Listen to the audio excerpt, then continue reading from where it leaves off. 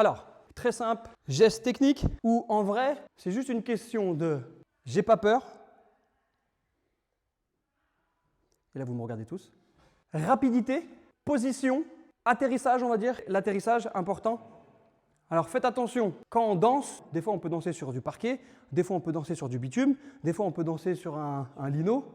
Là, ce qu'on va voir, c'est vrai coup d'ennemi. Vrai coup d'ennemi, quand on a l'énergie, la hauteur, la rapidité, ne pas avoir peur avec l'atterrissage, tout le monde peut faire. Filles, garçons, peu importe le corps, peu importe, etc. Alors bien évidemment, vous allez avoir des réflexes de débutant dus à la peur. Vous allez partir d'un coude, de toute façon je vais l'expliquer, vous allez partir d'un coude, vous allez retomber sur l'autre coude. On a parlé de vrai coup d'ennemi, c'est plus facile qu'une vrai coup d'ennemi. Tu jettes, tu pousses et après tu tournes. Depuis toujours, dans le break, la chaise est ultra importante. Ok, l'énergie. Et là, il va falloir comprendre que ce qui est important, c'est le timing entre ton coude et la chaise. Vous devez pousser en même temps sur le coude et le piston de la chaise. Sinon, c'est comme dans un film qui est mal enregistré avec un décalage. Sauf que là, ça fait rigoler. Tu remets, tu dis « Ah, il bug ». Sauf que là, ça ne va pas faire rigoler. Ok? Non, là, ça ne va pas faire rigoler. Ok? Donc, ce qui est important, c'est de travailler le timing sur la brique coup d'ennemi. J'explique. Déjà, vous ne devez pas vous perdre dans les étages de votre coude. En fait, il y a un bon placement pour avoir le bon poussé, pour avoir le bon timing avec la chaise. Rien que ça, c'est des mathématiques. Oula, ok? Donc, ce qu'il va falloir faire, c'est d'être haut. Le bassin et la chaise vont vous aider pour avoir cette petite flexion. Si vous n'êtes pas haut, tu ne peux pas avoir une flexion d'ici. Donc, dans un premier temps, c'est de travailler le freeze coude. Freeze coude hauteur. Ok. Quand je suis sur le freeze coude hauteur, je travaille des sautillés, même avec mon autre main. Le but, c'est de sentir le poids sur votre coude. Et bien évidemment, utiliser la chaise. Chaise. Et pas utiliser le piston dû au genou. Ok. Je suis en chaise. Chaise et je saute. Le but, c'est de travailler ça. Mais le plus important après, c'est de vous positionner en ouverture. Pourquoi? Parce qu'on va, entre guillemets, tricher. Je suis en hauteur, mon corps est face au sol. Moi, je veux que mon corps soit face au plafond, au maximum. Ici. Alors, selon les corps, selon les physiques, peut-être il y aura un peu plus de souplesse. Peut-être il y en aura moins. Mais tout le monde peut aller ici. Ceux qui restent ici, imaginez le parcours.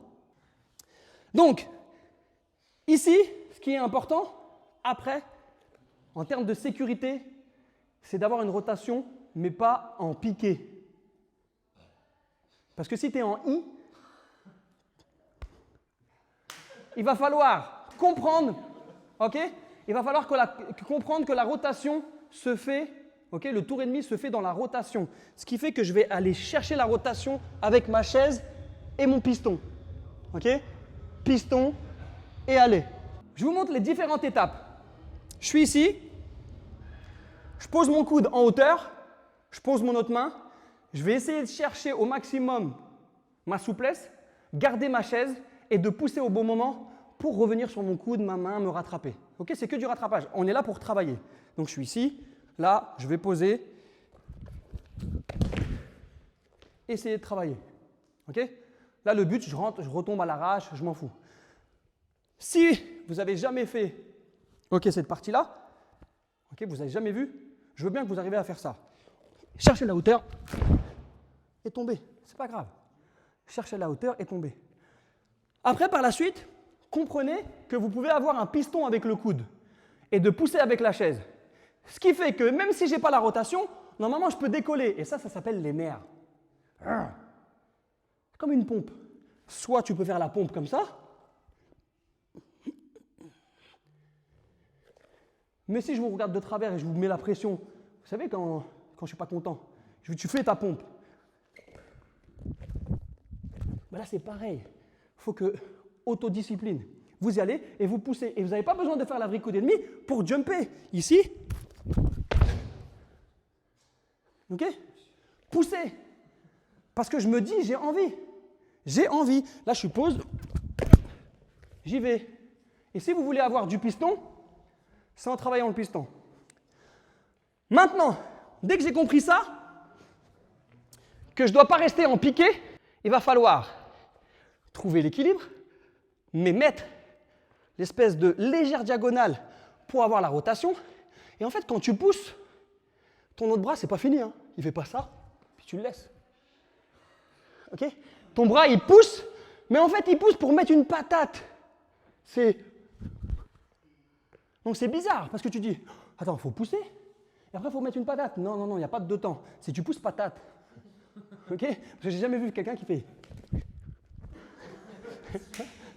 Ok? C'est ultra important.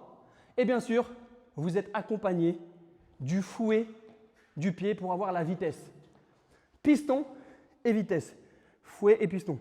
Il faut aller chercher le ciseau, ne pas rester sur le ciseau, mais réenclencher la chaise. Okay? Donc si je vous donne encore les étapes, c'est coude hauteur, trouver le petit piston. Coude hauteur, trouver le petit piston. Donc il faut se familiariser avec le sol, sentir que ça pousse un peu. Deuxième, sentir qu'on a une chaise, une vraie chaise, ici, et pas à partir du genou. Okay? Sinon, vous allez avoir un mouvement, vous n'allez pas utiliser votre barre d'énergie comme dans les jeux vidéo. Là. La vraie barre d'énergie. Okay? Dès que vous êtes ici, un petit peu de rotation, un petit peu de fouet. Donc je vous montre, un petit peu de rotation, un petit peu de fouet. Pour aller chercher, votre pied il a envie de se barrer. Okay? Votre pied, il n'a pas le temps avec vous. Le but, c'est vraiment d'aller pousser et essayer de retomber au maximum. Après, vous aurez le choix. Parce que vous pouvez, ceux qui maîtrisent moins, en fait, en bluff, quand c'est pas voulu, ils retombent comme ça. Parce que c'est dur de retomber techniquement encore sur le haut du dos pour enchaîner. Donc souvent, ils tombent comme ça. Ou des fois, c'est voulu. Okay, comme une baguette, quand tu te laisses tomber comme ça. Les débutants, ils se laissent tomber comme ça parce qu'ils ne peuvent pas faire autre chose. Ouais, c'est vrai. Mais des fois, c'est voulu. C'est vrai ou pas? Okay. Mais quand c'est voulu, tu le maîtrises de différents. Tu vois, il faut que ça soit voulu. Et c'est ultra important que ça soit voulu. Il faut que vous vous sentez bien à l'aise avec vos appuis. Okay, donc à genoux, je prends mon élan, je fouette, j'essaie de pousser et je vais le plus vite possible avec mon poing ici pour essayer d'y aller. Là, debout, c'est pareil. Debout, je prends mon élan, j'essaie de garder le coude au maximum vers le haut, ultra important, et aller fouetter vite. Ici. Est-ce que c'est bon pour vous? C'est good pour moi. Allez, c'est parti. C'est quoi ce qu'on va faire? La caméra, tu me regardes? Tu me regardes la caméra? Réponds-moi. Oui, ok, elle a répondu. Ce qu'on va faire, c'est que dès que vous vous sentez, je le filme. Je le poste dans le trailer dans la vidéo. C'est parti, allez, on bosse ça. Let's go!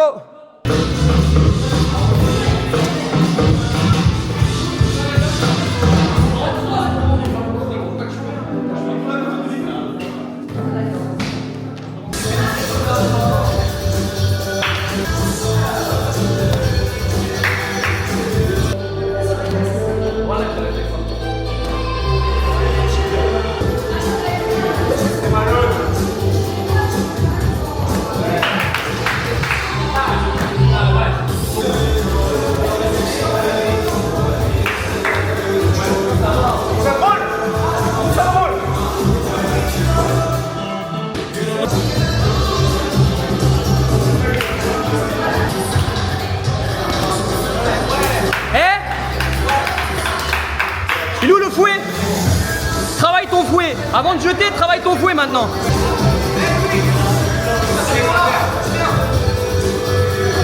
Travaille ton fouet, allez, fouette. Oui.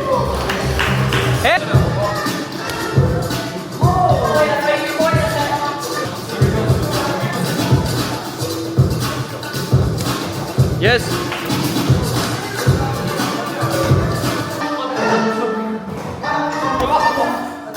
C'est bien, faut commencer par ça. Tu mets ta main, après tu poses ton coude et tu essayes de pousser. Non. Pousse. Oui, c'est bien, c'est bien. C'est bien. Wouh.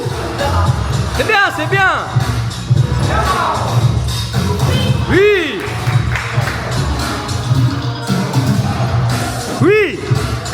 maintenant. Tes pieds. Non, t'as poussé. Va. Tout à l'heure, j'avais dit ça là.